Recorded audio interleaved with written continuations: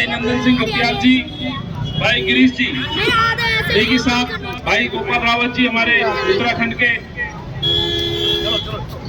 पर्वतीय सेल के प्रदेश अध्यक्ष हैं, भाई धोले पहलवान जी और यादव साहब हैं, गौतम जी हैं, जाहिद भाई हैं, निगम जी भी आए हैं, पंडित जी आप भी आ जाओ, मेरे बाबूजी आगे आ जाओ, मेरे सीनियर सिटीजन्स। माफी चाहता हूँ, इससे पहले एक नाम लूँ, आप सब आ जाओ। वीरेंद्र भाई ऊपर बुला ले सब।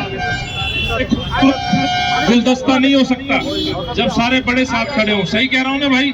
सही। तो जोरदार तालियां इन खूबसूरत गुलदस्ते के मेरे बुजुर्गों के लिए। आ जाओ बाबूजी, आगे आ जाओ, यहाँ आ जाओ। आज सुबह से हम लोग लाल बहादुर शास्त्री हॉस्पिटल टीटू बाबा के चौक से खिचड़ीपुर गांव के एक एक गली में, एक एक घर पे शीश झुकाया, मत्था टेका। उसके बाद आर ब्लॉक का ये जय भारती मोहल्ले से हम बाहर आए और यहाँ इस सुपर साइन चौक पर, इस ऐतिहासिक चौक पर हम एकत्रित हैं। मैं तो क्या आभार व्यक्त करूं, मेरे पास तो शब्द नहीं है, मैंने बीच बीच में कहा, लेकिन इतनी तादाद में आज आप सब लोग आए ना, उससे केवल मेरा हौसला बढ़ा, बल्कि मैं ये कह सकता हूँ आज आपने ईमानदारी की जो जीत है उसको सुनिश्चित कर दिया।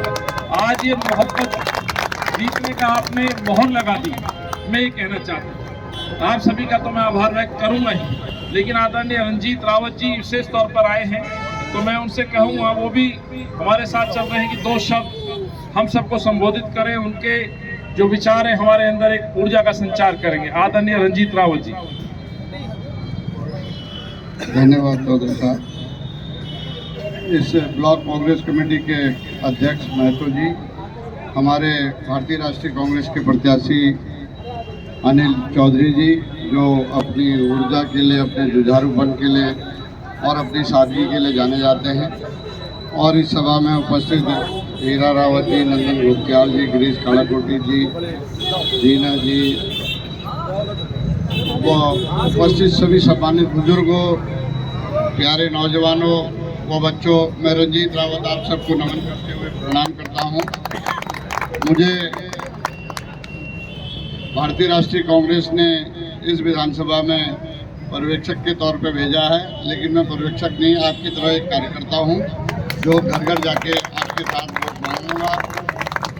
जो साथी चाहें मेरा नंबर ले सकते हैं मुझसे इसके बाद, इस सभा के बाद, और जहाँ भी उन्हें लगे कि मेरी उपयोगिता है तो मुझे उस जगह बुला सकते हैं। और मैं आप सबसे यही निवेदन करने आया हूँ कि आज जो लोग संविधान के खिलाफ हैं, इस देश के संविधान को नहीं मानते हैं, वो संविधान की कसम खाकर सत्ता में बैठे हुए हैं और तमाम तरह के अनाचार दुर्व्यवहार कर रहे हैं। पूरे देश में नफरत का माहौल बना रहे हैं, भाई को भाई से लड़ा रहे हैं, और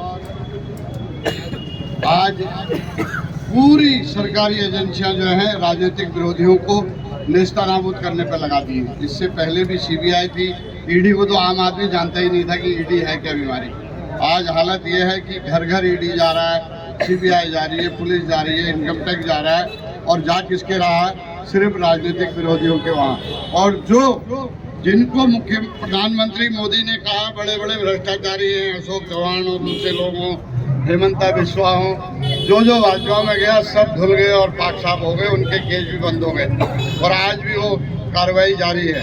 आज नगर आज न्यायपालिका को तक प्रभावित किया जा रहा है। इसलिए हमारा जो लोकतंत्र है, जिसने हमें इतनी समृद्धि दी, स्वतंत्रता दी, समानता दी, वो आज खतरे में है, हमारी आज़ादी खतरे में है। इसलिए भाइयों, आज हम सबको एक होने की जरूरत है। दिल्ली में एक ऐसा ठग आया है जिसने कहा कि मैं बिल्कुल दिल्ली का कायाकल्प कर दूंगा, कांग्रेस ने कुछ नहीं किया। उसने दिल्ली में एक अस्पताल बना के नहीं दिया इन 10 सालों में। बताइए, कहीं नया अस्पताल बना? कोई नया स्कूल बना? नहीं। मोहल्ला क्लिनिक के नाम पे जगह जगह कबाड़ घर खोल रखे हैं, जहाँ दवा तो छोड़ दीजिए, दरवाजे तक नहीं खुल रहे हैं। मैं अभी जब न्याय यात्रा देवेंद्र भाई ने चलाई थी, प्रदेश अध्यक्ष जी ने, तो उसमें 7-8 दिन रहा था उस यात्रा में जगह जगह, तब मैंने मोहल्ला क्लिनिकों की हालत देखी। वो प्रचार के अलावा कुछ नहीं कर रहा है और दुनिया का सबसे बड़ा शराब का घोटाला उसने कर दिया। और उसका जो घर है शीश महल, आपने देखा होगा 350-400 करोड़ रुपए से ज्यादा उसने घर पे लगा दिए। लेटरिन सीट सोने की बना दी। तो ऐसा आदमी हमारा विकास कर सकता है? कांग्रेस ने हमेशा गरीब की लड़ाई लड़ी है, ये दिल्ली को सजाने संवारने का काम किया है। आप बताइए, जब कॉमनवेल्थ हुआ था 74,000 करोड़ की विशाल राशि दिल्ली को सजाने संवारने पर लगी थी।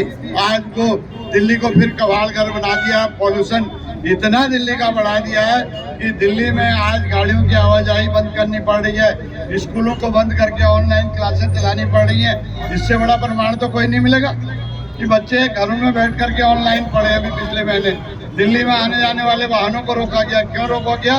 दिल्ली सरकार दिल्ली में प्रदूषण कम नहीं कर पा रही है, बच्चों को तमाम तरह की बीमारियां हो रही हैं, दिल्ली रहने लायक शहर नहीं रह गया। इसलिए दिल्ली को सजाने संवारने के लिए, गरीबों के पुनरुद्धार के लिए, जो हमारे अक़लियत के भाई हैं उनके सौहार्द के लिए, उनकी सुरक्षा के लिए आज जरूरत है हम सबको फिर से हिंदू मुस्लिम सिख ईसाई को इकट्ठा होकर के कांग्रेस को लाने की जरूरत है। जो नफरत भाजपा ने फैला दी है उस नफरत को खत्म करने की जरूरत है। हमारे नेता राहुल गांधी जी ने 4000 किलोमीटर की भारत जोड़ो यात्रा पैदल की। 1500 किलोमीटर में भी चला हिल कुमार जी, उसमें केरल से काश्मीर हर स्टेट में गया। तो उसके बाद लोगों में एक उम्मीद जगी है। इसीलिए जो नारा लोकसभा चुनाव में भाजपा ने दिया था अब की बार 400 पार, वो 240 पे आके रुक गया है। उसको और पीछे ले जाना है और इस दिल्ली के चुनाव में, दिल्ली की सत्ता में कांग्रेस को बिठा करके जो है भाजपा को एक करारी छोड़ देनी है। यही निवेदन मैं आपसे करना चाहता हूँ। आप सबका धन्यवाद। जय हिंद, जय भारत, जय अनिल चौधरी जिंदाबाद। धन्यवाद राव साहब। आज यहाँ पे आए हुए इस आशीर्वाद पद यात्रा में आए हुए